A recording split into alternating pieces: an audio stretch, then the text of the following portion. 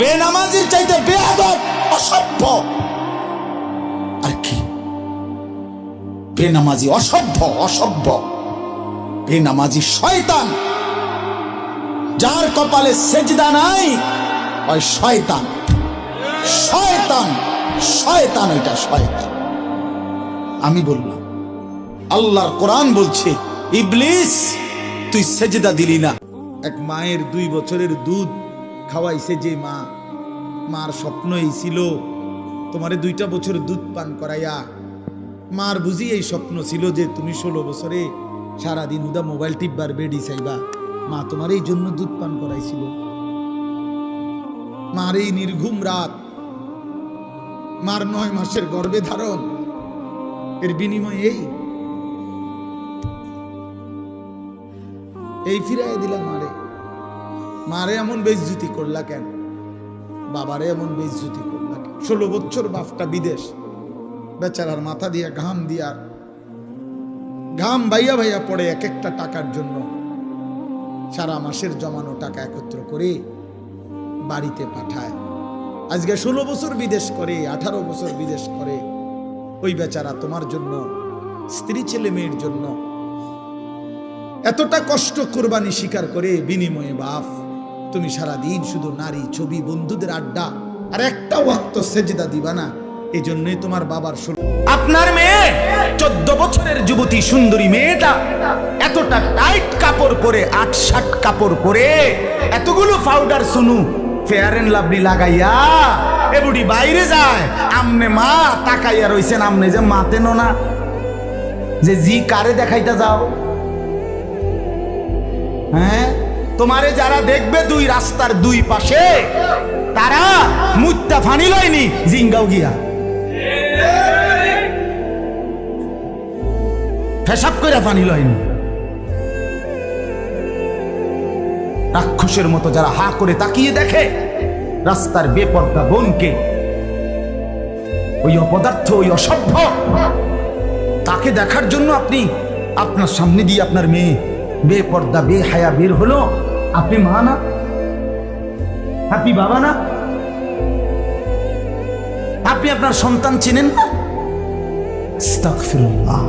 আপনার মেয়ে 14 বছরের যুবতী সুন্দরী মেয়েটা এতটা টাইট কাপড় পরে, 8-7 কাপড় পরে, এতগুলো পাউডার সুনু ফেয়ার এন্ড লাভলি লাগাইয়া এ বুড়ি বাইরে যায়।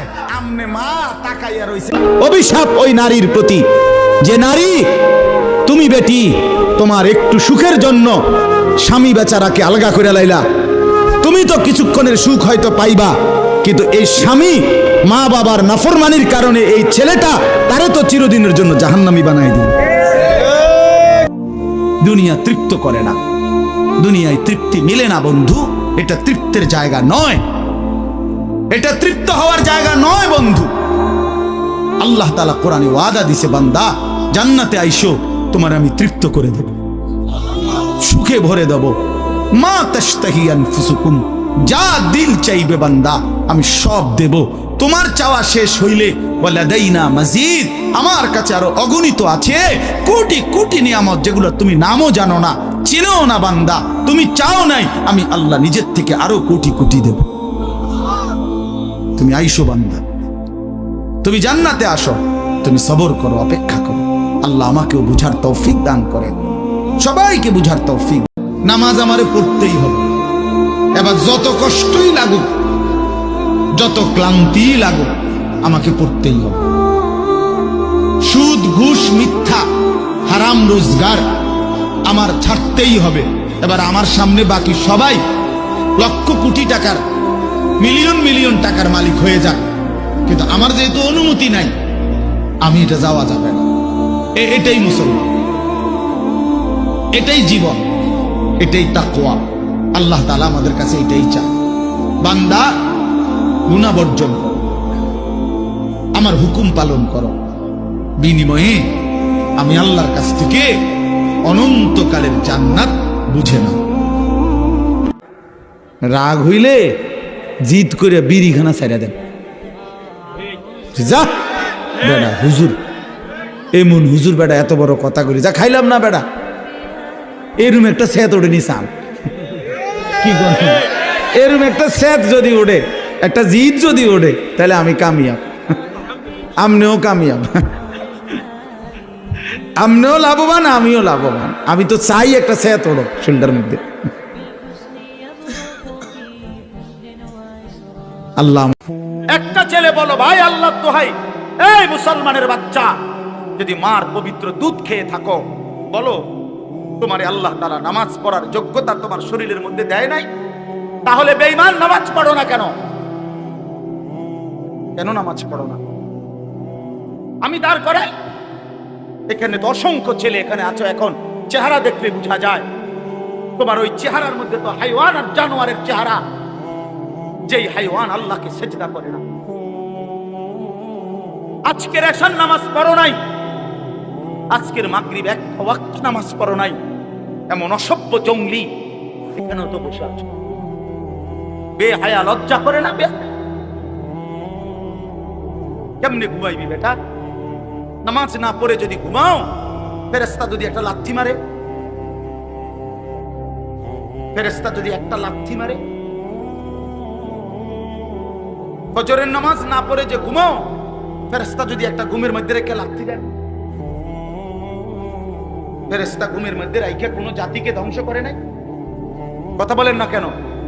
ঘুমের মধ্যে রাইখা কোনো জাতিকে ধ্বংস করছে কিনা? কওমে লূতকে ঘুমের মধ্যে রাইখা ধ্বংস করছে, কওমে সামুদকে, কওমে সালেহকে, কওমে শুআইবকে, এই চারটা জাতিকে আল্লাহ তাআলা ঘুমের মধ্যে রাইখাই শেষ করে দিয়েছে। আল্লাহ আমাদেরকে মাফ করে দেন। আমার কথা রাগ করো না ভাই, উদ্দেশ্য তোমার লগে কোনো ঝগড়া করা না, আমি কোনো কাজে লাগছি না, ঠিক কিনা বলেন না কেন? মাকসাদ কি আপনাদের লগে আমার ঝগড়া? দীর্ঘ 20টা বছরের বেশি হবে, আজ থেকে 20 বছরের উপরে হবে এই জমিনে আমার আসা যাওয়া, সুখে দুঃখে আনন্দ বেদনায়, মূল্যায়ন অবমূল্যায়ন, সর্বাবস্থায় আমি আসছি আল্লাহর দয়া। বলেন আলহামদুলিল্লাহ। আলামিন আমার কাছে মাদ্রাসায় গেছে, ভাই আমার অনেক অনেক মহব্বতের ছাত্র। প্রতিটা ঈদ, রমজানের ঈদ, কোরবানির ঈদ, আমার একমাত্র ছাত্র হয় এই ছাত্র, এই আলামিন, হে একমাত্র আমার একজন ছাত্র ব্যতিক্রম, যার একটা আমল আমি সবসময় বলি যে প্রত্যেক ঈদের দিন হয় আর কেউ ফোন করুক বা না করুক, হে আমারে ফোন করে, ভালো আছেন নিউজ, আজীব, এটা তার সবসময় আমল। বহুদিন যাবত আমি দেখছি। আল্লাহ তাআলা উত্তম বিনিময় দান করেন। দিনের পর দিন, বছরের পর বছর শুনলাম, অথচ কিছুই আমি উপলব্ধি করলাম না। এটা ইনসাফ না। আল্লাহর কথা মানুষের পরিবর্তনের জন্য, এই কোরআনের কথাগুলো আমাদের জিন্দেগি বদলাবার জন্য। মসজিদে জুমার নামাজে প্রত্যেক জুমায় বয়ান হয়, এক বছরে 52 সপ্তাহ। চিন্তা করে দেখেন, একটি বছরে 52 সপ্তাহ, তাহলে 52 সপ্তাহ ইমাম সাহেব আপনাদের জন্য নসিহত করে। এইভাবে যদি 30 বছর 40 বছর ধরে শুনে থাকেন, তাহলে আজকে কতদিন ধরে আল্লাহর কথা শুনতেছে? বছরে 52, তো এভাবে 40 বছর, এভাবে 30 বছর, এভাবে 50 বছর। অথচ এত লম্বা সময় আল্লাহর কথা শুনবার পরেও এখনো মিথ্যা বলা ছাড়তে পারলেন না। এত লম্বা সময় আল্লাহর কথা বলা শুনবার পরেও বিড়ি সিগারেট খাওয়ার অভ্যাসটা ছাড়তে পারলেন না। এত লম্বা সময় আল্লাহর কথা শুনবার পরেও চা দোকানের আড্ডা বন্ধ করতে পারলেন না। নাচ গান দেখা, টেলিভিশন দেখা ছাড়তে পারলেন না। তো কখন ছাড়বেন না? সময় হবে কখন? এক মুসলমান বাঁচে কয় বছর? হায়াত তো একেবারেই ছোট্ট, সংক্ষিপ্ত হায়াত। তো সেখানে আমি যদি আখিরাতের কোনো প্রস্তুতি না নেই, তো সময় হবে কখন? তো মূল কারণ কি? মূল কারণ হলো গাফলত, এই খামখেয়ালি ভাব। ইমাম সাহেবের কথা বলে, বয়স্ক মাঝ বয়সী কিছু মুসল্লি আছে,